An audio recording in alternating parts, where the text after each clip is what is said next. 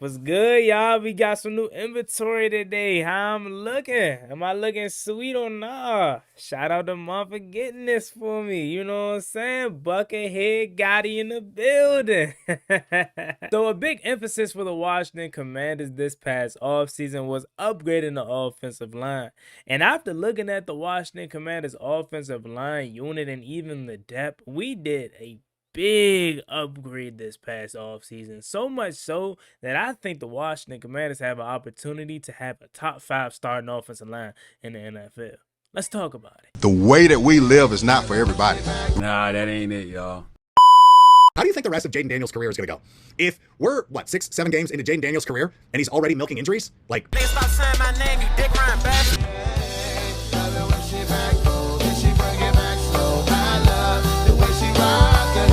I love the way she move it, shake it on me. When she cry for him, and Shawty is the winner. You can tell that Shawty's no beginner. She's confident.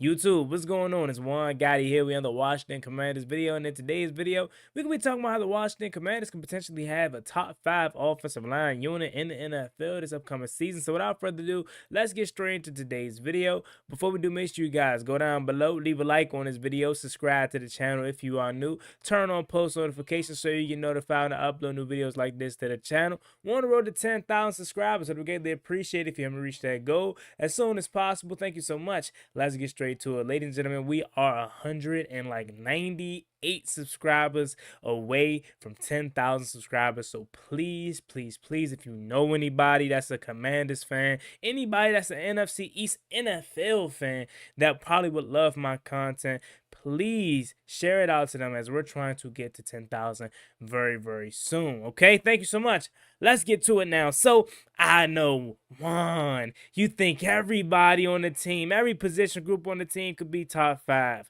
No, I don't. Okay, maybe just a little bit. Nah, but in all seriousness, I don't.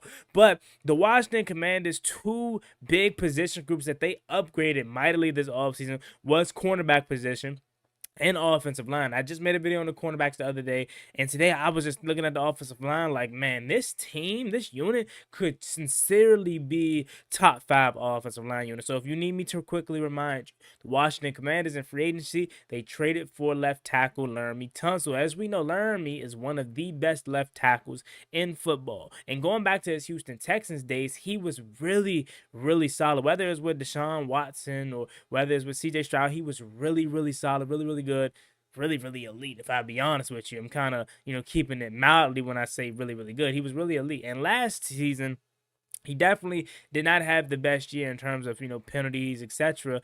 And they ended up trading him. But he ended up saying, Houston talked to him and said the reason why they decided to trade him was because they just wanted to get younger at the position. Laremy Tunsil is slightly older, and they had some young upcoming, talent that they wanted to, work with and put in that position and not necessarily have to pay Laremy Tunsil, because as we know, Laremy is looking to get paid again.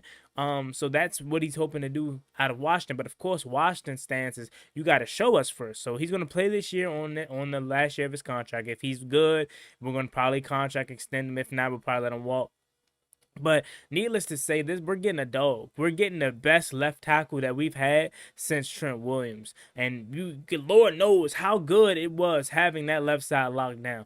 I could only imagine what it's going to look like if Jaden Daniels has his blind side protected for eternity, right? Like, I go back to that Detroit Lions game, and I just urge everyone to watch that game over again just to see how comfortable Jaden Daniels was in the pocket. That's something that we're trying to build on a consistent basis. That game, quite frankly, was an anomaly, you know what I'm saying, with how good we were protecting 5, how much time he had in the pocket, and also due to Detroit having a ton of injuries. We're not going to sit up here and act like that didn't also play a factor in it. But again, what we're trying to do is build that kind of game on a consistent basis for Jaden Daniels. And Lord knows, with that offensive line and how it was last season, that was not going to be the case. That was not going to cut it. So we had to go out and address the left tackle position, and we got Laremy Tunsil. Now you go into the draft.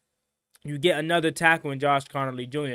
In the immediate reaction of the pick for me, I was cool with it. You know what I'm saying? Is it the flashy pick? No. Is it the pick that everybody thought of or wanted? No. But it's the pick that makes the most sense. In my opinion, like I said on draft night, and I'll continue to say throughout his whole career, unless he just turns out to be absolute garbage.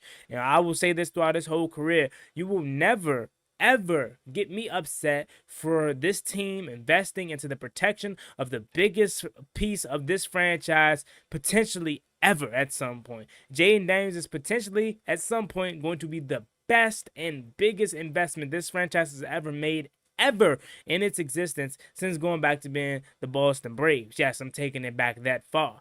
And you need to protect your investment. So get as many offensive line men that you think you need. I don't care if you went out and just made Laramie Tunsil the starting left tackle for this team by via trade. If you feel like the best player at our pick at 29 was Josh Connolly Jr. and it's a tackle that's going to continue to add protection to Jaden Daniels, I love it. And Josh Connolly Jr. clearly can play left tackle as well. So in my opinion, like I was saying on draft night, you killed two birds in one stone with that draft pick, because had he work out, that being Laramie Tunsil, you just drafted a right tackle of the future. Obviously, Andrew Wiley's future is uncertain. We expect him to be gone next year. You don't know if Brandon Coleman can play right tackle. You may view him more as a right guard. So getting Josh Connolly Jr. as your potential future right tackle, that is a dang good draft pick. Okay, and let's say Laramie Tunsil don't work out. All right, now instead of scrambling and scraping, you know what I'm saying, for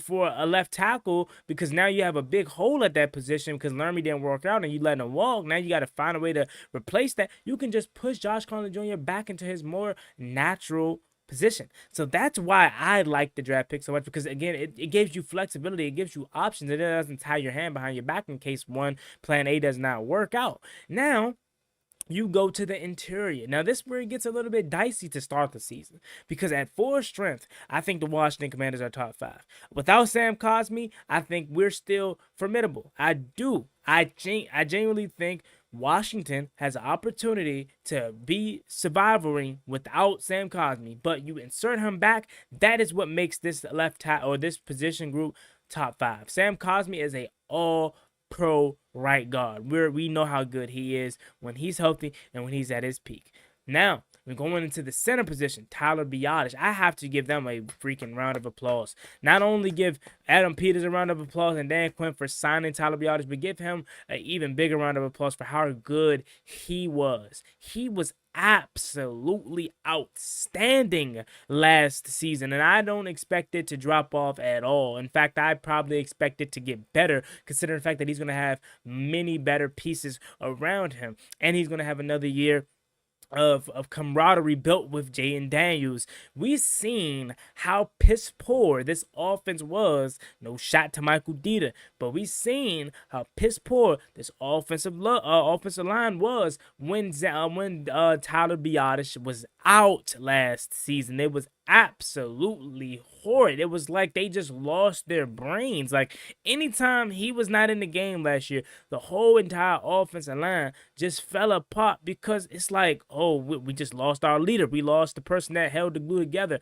That kind of put me into a different mindset. Him and Jason Kelce. I can't stand the Eagles, but Jason Kelce, if I had to say anything good about the other opposing teams, he would probably be like my favorite all-time Eagle, because seeing how good he was and seeing how much of a leader and how different the center position is and how important it truly is, they are literally the glue, especially to the offensive line. And when they go down and you don't have a really good backup, things can go up into smoke. Okay, all type of success you thought you was going to have for that day or for that week or for that season matter, depending on how long the injury or how long he's out for, can go up into smoke. And that's what happened when Tyler Biadasz was not in that game, especially versus Dallas. Like, they killed us. Then you go to the left guard position. Is it going to be Brandon Coleman? Is it going to be Nick Algritti? Well, I think whether you go Nick Algritti or Brandon Coleman, you're going to be successful. I'm high on Nick Algritti more than most people. A lot of people think he's a backup at this league. Okay, cool. I think he was solid last year. Can you do better? Of course. You can always do better than anything on that offensive line last year, not named Sam Cosmi and Tyler Biadasz. You can do better. But to have me choose between a young fella that's going into his second year that could potentially turn out to be a beast at the guard position, can be the next Brandon Scherf, can be the next Sam Cosmi, who were originally drafted to be tackles but ended up being guards. You can't tell me that's a lose situation. Okay, you can go there. Or you can go with the savvy vet that can teach you something. You know what I'm saying? Or you can have both. Right? Andrew Wiley could be the backup. He doesn't have to be right guard while Sam Cosmi's healing up. You can go Brandon Coleman at left and Nick Algretti at right, or Brandon Coleman at right and Nick Algretti at left, and Andrew Wiley's the first man off the bench. However you rotate it, however you decide to set it up, you're going to be set up for success, because every position not only has a quality starter right now, and when you insert Sam Cosmi back, that's what pushes it to the top 5. But now, for the first time in a very, very long time, the Washington Commanders actually have depth at the positions. Okay, yes, we have that. We have depth at tackle. Okay, Foster Sorrell. We have and countless other guys. If Chris Paul makes this roster, he can be help at guard as well. We also have obviously Nate Herbig, who is in the play for a potential starting spot at the guard position. There's so many players at the right position in terms of depth and starter. It's going to be good. Jaden Daniels is not going to be on his back often. I promise you not. If this offensive line plays up to its potential and plays up to the standard that I'm setting for them, and Bobby Johnson's probably setting for them, I think we're in good hands. Not only is this the best players that we've had at the offensive line in a long time, since I would say my man, what was my man name? My man, Callahan. You know what I'm saying? The offensive line coach from back in the day. Well, I say back in the day like it wasn't 2019, but you know what I'm saying. That's back in the day for me. But my man, Callahan, he was like that. He was really, really like that with coaching the offensive line. Then I think he ended up going to Cleveland. This is the best coach we've had in a long time too. So everything from personnel to coaching staff, it just seems all right. And again, I urge you guys to really, really watch that Lions game over again, even if it's just the highlights, and just see that is what Jaden Daniels can do when he's given a clean pocket for a consistent basis. I mean, my man is building brick houses back there. You know what I'm saying? You want a house built, I got you. And he's still able to find an open target. Now, the running game situation, we're going to wait and see about how this running game situation is going to work in terms of how they are as run blockers. I can already tell you from watching Josh Conley Jr.'s film, he's a much better pass blocker than he is run blocking, but that doesn't mean anything, negative. He can work on it. I know obviously Sam Cosmi and Andrew Wiley mauls guys in the run. I love Andrew Wiley. Say what you want about his pass protection. Andrew Wiley's a dang good run blocker. So is Tyler Biadasz. So about half of our offensive line until Sam Cosmi come back are decent run blockers. But that being said, let me know what you guys think about this video in the comment section.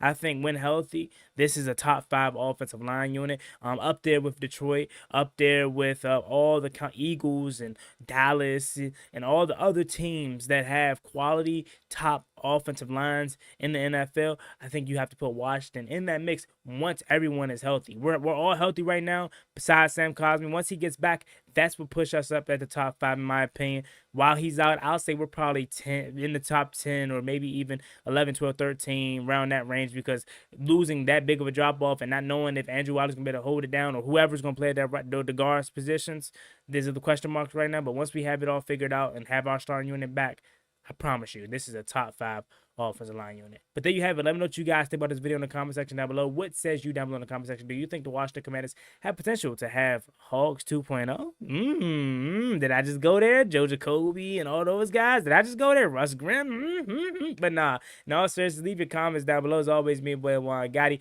Love you to share one of y'all. We're so close to 10,000 subscribers, so please help me get there as soon as possible. Y'all have a blessed one. Stay safe. Easy out there. Peace. Ballin' like I'm Deshaun, throw the bomb, G. That's IG, my jersey never seen a lawn.